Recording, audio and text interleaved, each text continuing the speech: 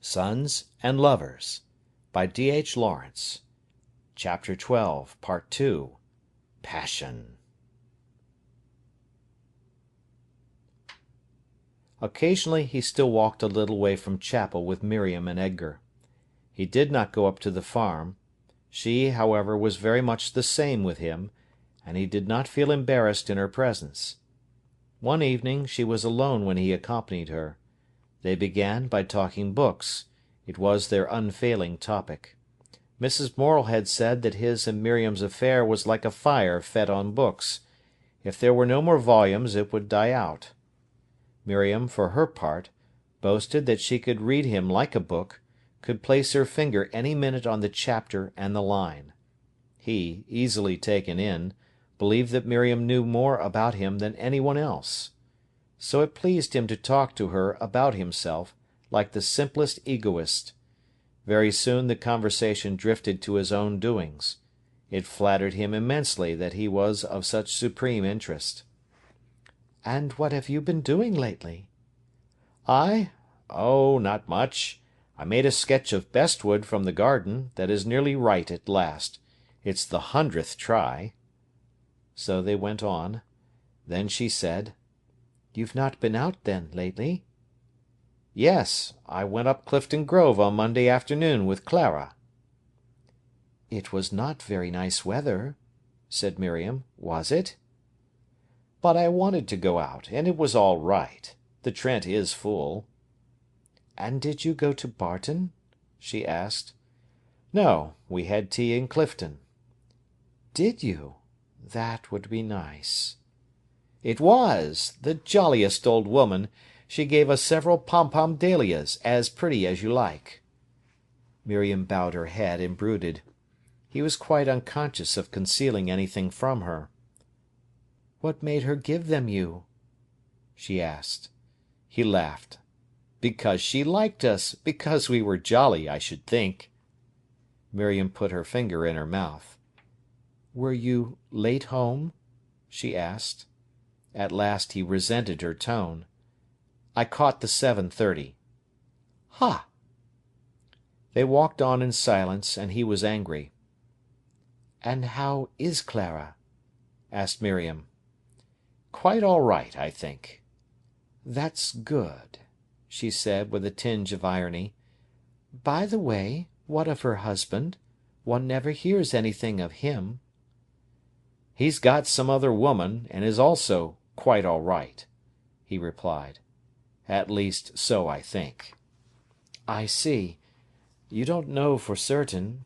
Don't you think a position like that is hard on a woman?"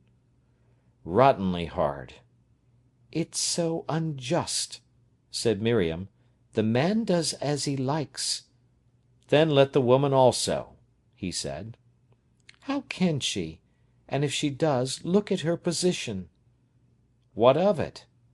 "Why, it's impossible. You don't understand what a woman forfeits." "No, I don't. But if a woman's got nothing but her fair fame to feed on, why, it's thin tack, and a donkey would die of it." So she understood his moral attitude, at least, and she knew he would act accordingly. She never asked him anything direct, but she got to know enough. Another day, when he saw Miriam, the conversation turned to marriage, then to Clara's marriage with Dawes. "You see," he said, "she never knew the fearful importance of marriage. She thought it was all in the day's march. It would have to come. And Dawes, well, a good many women would have given their souls to get him, so why not him? Then she developed into the femme incomprise, and treated him badly, I'll bet my boots." "And she left him because he didn't understand her?" "I suppose so. I suppose she had to. It isn't altogether a question of understanding, it's a question of living. With him she was only half alive, the rest was dormant, deadened, and the dormant woman was the femme incomprise, and she had to be awakened." "And what about him?" "I don't know. I rather think he loves her as much as he can, but he's a fool." "It was something like your mother and father," said Miriam. Yes, but my mother, I believe, got real joy and satisfaction out of my father at first. I believe she had a passion for him. That's why she stayed with him. After all, they were bound to each other." "Yes," said Miriam. "That's what one must have, I think," he continued. "The real flame of feeling through another person. Once, only once, if it only lasts 3 months. See, my mother looks as if she'd had everything that was necessary for her living and developing. There's not a tiny bit of feeling of sterility about her." "No," said Miriam. "And with my father, at first, I'm sure she had the real thing. She knows, she has been there. You can feel it about her, and about him, and about hundreds of people you meet every day. And once it has happened to you, you can go on with anything and ripen." "What happened, exactly?" asked Miriam. "It's so hard to say, but the something big and intense that changes you when you really come together with somebody else. It almost seems to fertilize your soul and make it so that you can go on and mature." "And you think your mother had it with your father?" "Yes, and at the bottom she feels grateful to him for giving it her, even now, when they are miles apart." "And you think Clara never had it?" "I'm sure." Miriam pondered this. She saw what he was seeking, a sort of baptism of fire in passion, it seemed to her. She realized that he would never be satisfied till he had it. Perhaps it was essential to him, as to some men, to sow wild oats. And afterwards, when he was satisfied, he would not rage with restlessness any more, but could settle down and give her his life into her hands. Well, then, if he must go, let him go and have his fill. Something big and intense, he called it. At any rate, when he had got it, he would not want it. That he said himself. He would want the other thing that she could give him. He would want to be owned, so that he could work. It seemed to her a bitter thing that he must go, but she could let him go into an inn for a glass of whisky. So she could let him go to Clara, so long as it was something that would satisfy a need in him, and leave him free for herself to possess. "Have you told your mother about Clara?" she asked. She knew this would be a test of the seriousness of his feeling for the other woman. She knew he was going to Clara for something vital, not as a man goes for pleasure to a prostitute, if he told his mother. "Yes," he said, "and she is coming to tea on Sunday." "To your house?" "Yes, I want Mater to see her." "Ah!" There was a silence. Things had gone quicker than she thought. She felt a sudden bitterness that he could leave her so soon and so entirely. And was Clara to be accepted by his people, who had been so hostile to herself? "I may call in as I go to chapel," she said. "It is a long time since I saw Clara." "Very well," he said, astonished and unconsciously angry. On the Sunday afternoon he went to Keston to meet Clara at the station. As he stood on the platform he was trying to examine in himself if he had a premonition. "Do I feel as if she'd come?" he said to himself, and he tried to find out. His heart felt queer and contracted. That seemed like foreboding. Then he had a foreboding she would not come. Then she would not come, and instead of taking her over the fields home, as he had imagined, he would have to go alone. The train was late. The afternoon would be wasted, and the evening. He hated her for not coming. Why had she promised, then, if she could not keep her promise? Perhaps she had missed her train. He himself was always missing trains.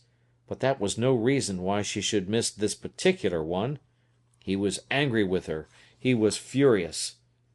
Suddenly he saw the train crawling, sneaking round the corner. Here, then, was the train. But of course she had not come. The green engine hissed along the platform. The row of brown carriages drew up. Several doors opened. No, she had not come. No. Yes. Ah, there she was. She had a big black hat on. He was at her side in a moment. "I thought you weren't coming," he said. She was laughing rather breathlessly as she put out her hand to him. Their eyes met. He took her quickly along the platform, talking at a great rate to hide his feeling. She looked beautiful. In her hat were large silk roses, coloured like a tarnished gold. Her costume of dark cloth fitted so beautifully over her breast and shoulders. His pride went up as he walked with her. He felt the station people, who knew him, eyed her with awe and admiration. "I was sure you weren't coming," he laughed shakily. She laughed in answer, almost with a little cry. "And I wondered, when I was in the train, whatever I should do if you weren't there," she said. He caught her hand impulsively, and they went along the narrow Twitchel. They took the road into Nuttall, and over the Reckoning House farm. It was a blue, mild day. Everywhere the brown leaves lay scattered. Many scarlet hips stood upon the hedge beside the wood. He gathered a few for her to wear. "Though really," he said, as he fitted them into the breast of her coat, "you ought to object to my getting them, because of the birds. But they don't care much for rose hips in this part, where they can get plenty of stuff. You often find the berries going rotten in the springtime."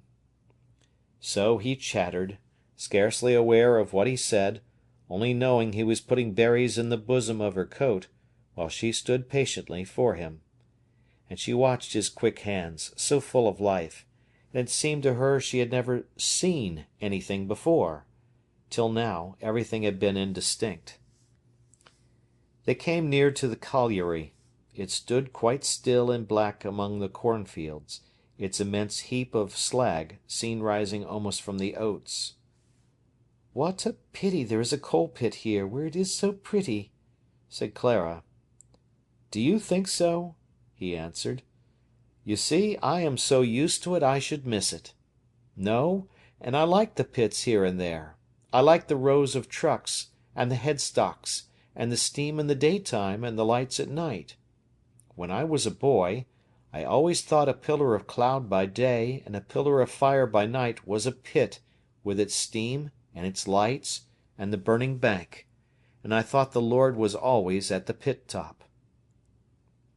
As they drew near home, she walked in silence, and seemed to hang back. He pressed her fingers in his own. She flushed, but gave no response. "Don't you want to come home?" he asked. "Yes, I want to come," she replied. It did not occur to him that her position in his home would be rather a peculiar and difficult one. To him it seemed just as if one of his men friends were going to be introduced to his mother, only nicer. The Morels lived in a house in an ugly street that ran down a steep hill. The street itself was hideous.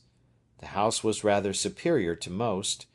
It was old, grimy, with a big bay window, and it was semi-detached, but it looked gloomy. Then Paul opened the door to the garden, and all was different. The sunny afternoon was there, like another land. By the path grew tansy and little trees.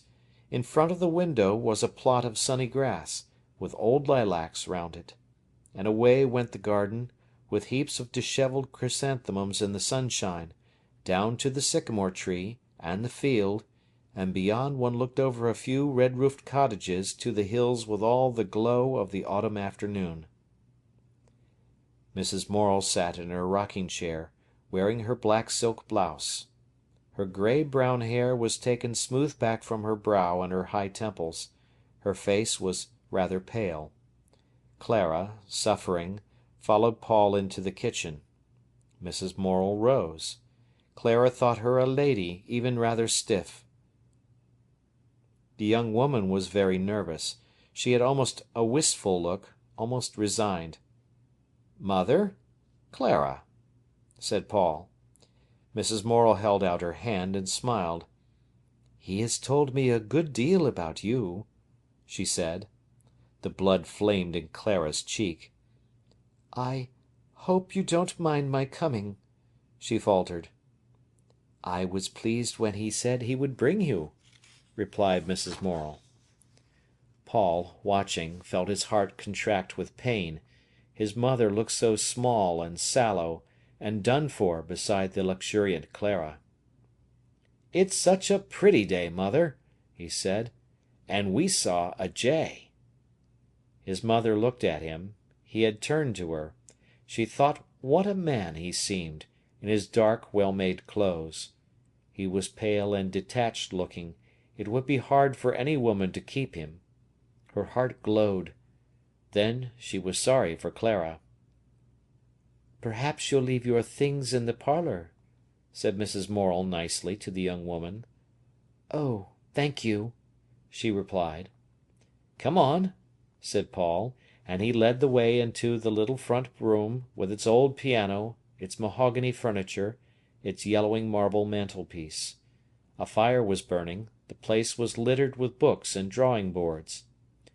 "I leave my things lying about," he said. "It's so much easier." She loved his artist paraphernalia, and the books, and the photos of people. Soon he was telling her, this was William, this was William's young lady in the evening dress, this was Annie and her husband, this was Arthur and his wife and the baby. She felt as if she were being taken into the family. He showed her photos, books, sketches, and they talked a little while. Then they returned to the kitchen. Mrs. Morel put aside her book. Clara wore a blouse of fine silk chiffon, with narrow black and white stripes. Her hair was done simply, coiled on top of her head. She looked rather stately and reserved. "You have gone to live down Sneinton Boulevard?" said Mrs. Morel. "When I was a girl, I say, when I was a young woman, we lived in Minerva Terrace." "Oh, did you?" said Clara. "I have a friend in number 6. And the conversation had started. They talked Nottingham and Nottingham people. It interested them both. Clara was still rather nervous. Mrs. Morel was still somewhat on her dignity. She clipped her language very clear and precise. But they were going to get on well together, Paul saw. Mrs. Morel measured herself against the younger woman, and found herself easily stronger. Clara was deferential. She knew Paul's surprising regard for his mother, and she had dreaded the meeting, expecting someone rather hard and cold.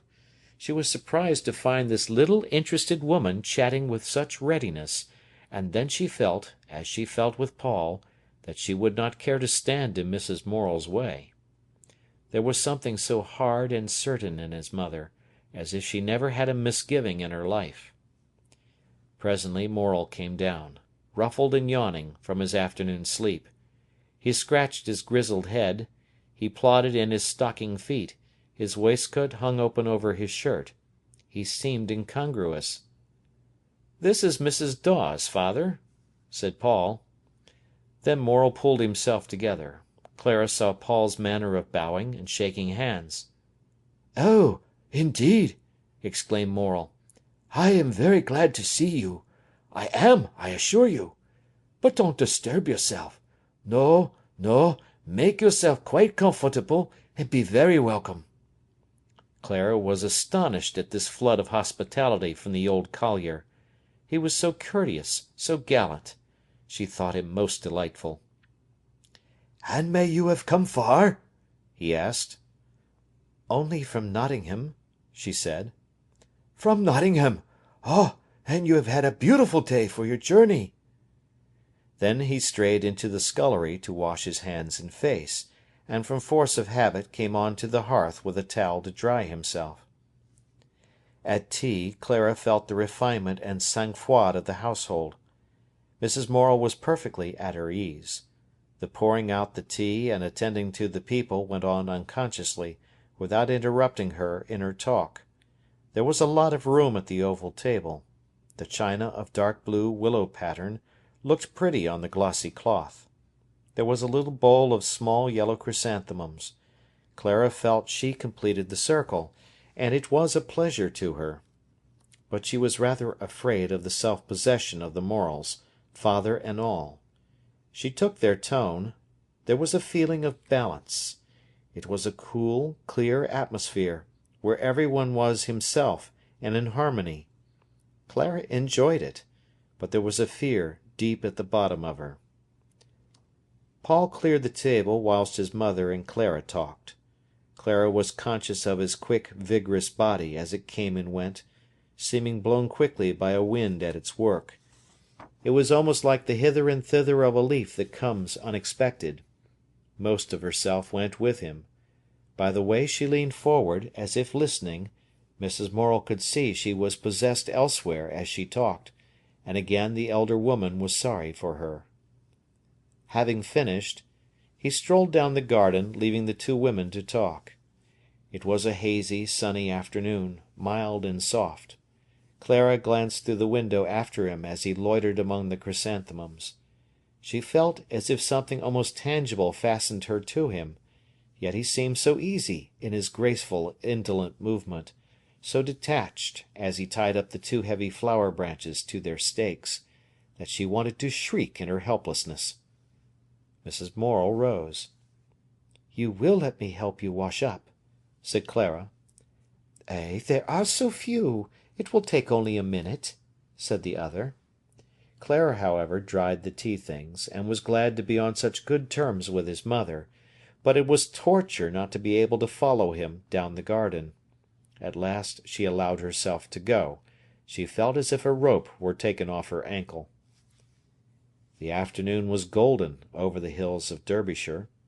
He stood across in the other garden, beside a bush of pale Michaelmas daisies, watching the last bees crawl into the hive.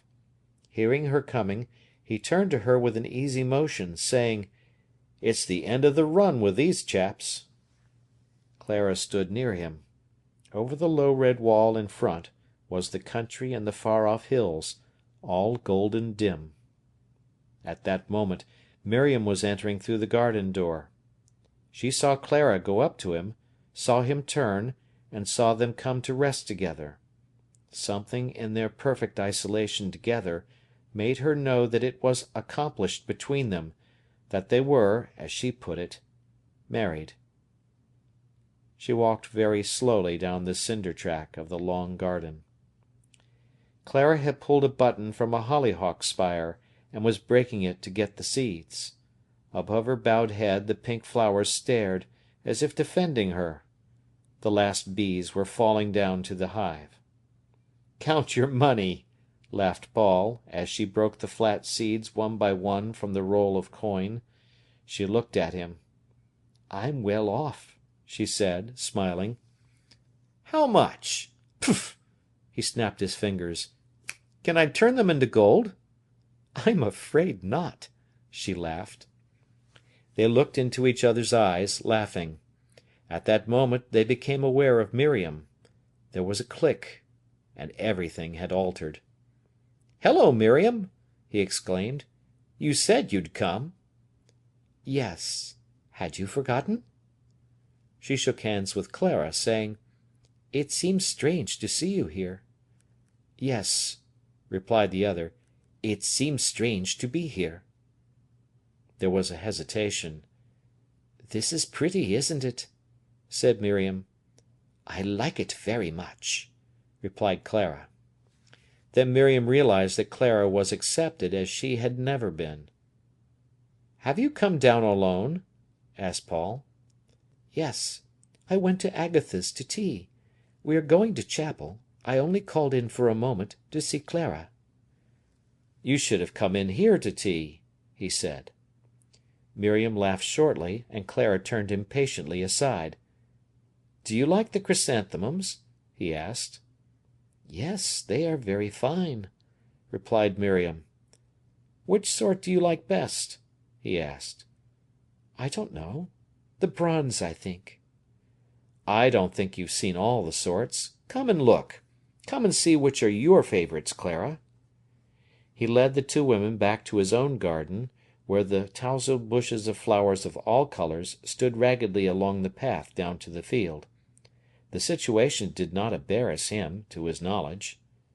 Look, Miriam, these are the white ones that came from your garden. They aren't so fine here, are they?" "No," said Miriam. "But they're hardier. You're so sheltered, things grow big and tender, and then die. These little yellow ones I like.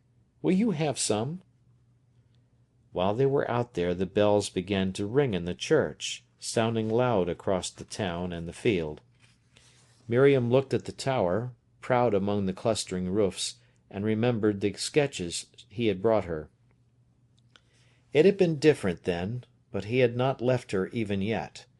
She asked him for a book to read. He ran indoors. "What, is that Miriam?" asked his mother coldly. "Yes, she said she'd call and see Clara." "You told her, then?" came the sarcastic answer. "Yes, why shouldn't I?" "There's certainly no reason why you shouldn't," said Mrs. Morel, and she returned to her book. He winced from his mother's irony, frowned irritably, thinking, "Why can't I do as I like?" "You've not seen Mrs. Morel before?" Miriam was saying to Clara. "No, but she's so nice." "Yes," said Miriam, dropping her head. "In some ways she's very fine." "I should think so." "Had Paul told you much about her?" "He had talked a good deal." "Ha!" There was silence until he returned with the book. "When will you want it back?" Miriam asked. "When you like," he answered. Clara turned to go indoors, whilst he accompanied Miriam to the gate. "When will you come up to Willey Farm?" the latter asked. "I couldn't say," replied Clara. "Mother asked me to say she'd be pleased to see you any time, if you cared to come." "Thank you. I should like to, but I can't say when." "Oh, very well!" exclaimed Miriam rather bitterly, turning away. She went down the path with her mouth to the flowers he had given her. "You're sure you won't come in?" he said. "No, thanks." "We are going to chapel." "Ah, I shall see you, then." Miriam was very bitter. "Yes." They parted. He felt guilty towards her. She was bitter, and she scorned him. He still belonged to herself, she believed, yet he would have Clara, take her home, sit with her next his mother in chapel, give her the same hymn book he had given herself years before. She heard him running quickly indoors. But he did not go straight in. Halting on the plot of grass, he heard his mother's voice, then Clara's answer. "What I hate is the bloodhound quality in Miriam." "Yes," said his mother quickly. "Yes, doesn't it make you hate her now?"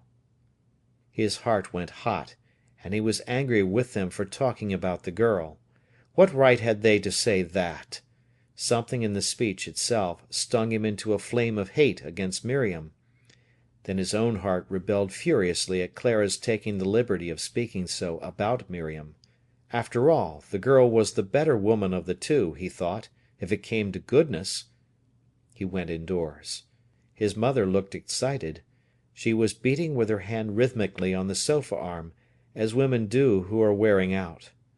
He could never bear to see the movement. There was a silence. Then he began to talk.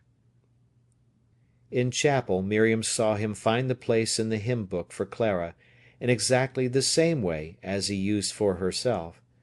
And during the sermon he could see the girl across the chapel, her hat throwing a dark shadow over her face. What did she think, seeing Clara with him? He did not stop to consider. He felt himself cruel towards Miriam. After chapel he went over Pentrich with Clara. It was a dark autumn night. They had said good-bye to Miriam, and his heart had smitten him as he left the girl alone. "But it serves her right," he said inside himself, and it almost gave him pleasure to go off under her eyes with this other handsome woman. There was a scent of damp leaves in the darkness. Clara's hand lay warm and inert in his own as they walked. He was full of conflict. The battle that raged inside him made him feel desperate. Up Pentridge Hill, Clara leaned against him as he went. He slid his arm round her waist. Feeling the strong motion of her body under his arm as she walked, the tightness in his chest because of Miriam relaxed, and the hot blood bathed him. He held her closer and closer. Then, "You will keep on with Miriam," she said quietly. "Only talk. There never was a great deal more than talk between us," he said bitterly. "Your mother doesn't care for her," said Clara. "No, or I might have married her. But it's all up, really." Suddenly his voice went passionate with hate. "If I was with her now, we should be jawing about the Christian mystery, or some such tack. Thank God I'm not." They walked on in silence for some time. "But you can't really give her up," said Clara. "I don't give her up because there's nothing to give," he said. "There is for her." "I don't know why she and I shouldn't be friends as long as we live," he said. "But it'll only be friends." Clara drew away from him, leaning away from contact with him. "What are you drawing away for?" he asked. She did not answer, but drew farther from him. "Why do you want to walk alone?" he asked. Still there was no answer. She walked resentfully, hanging her head. "Because I said I would be friends with Miriam!" he exclaimed. She would not answer him anything. "I tell you it's only words that go between us," he persisted, trying to take her again. She resisted. Suddenly he strode across in front of her, barring her way. "Damn it!" he said. "What do you want now?" "You'd better run after Miriam," mocked Clara. The blood flamed up in him. He stood showing his teeth. She drooped sulkily. The lane was dark, quite lonely. He suddenly caught her in his arms, stretched forward, and put his mouth on her face in a kiss of rage. She turned frantically to avoid him. He held her fast. Hard and relentless his mouth came for her. Her breasts hurt against the wall of his chest. Helpless, she went loose in his arms, and he kissed her and kissed her. He heard people coming down the hill. "Stand up! Stand up!" he said thickly, gripping her arm till it hurt. If he had let go, she would have sunk to the ground. She sighed and walked dizzily beside him. They went on in silence. "We will go over the fields," he said, and then she woke up. End of Part 2 of Chapter 12.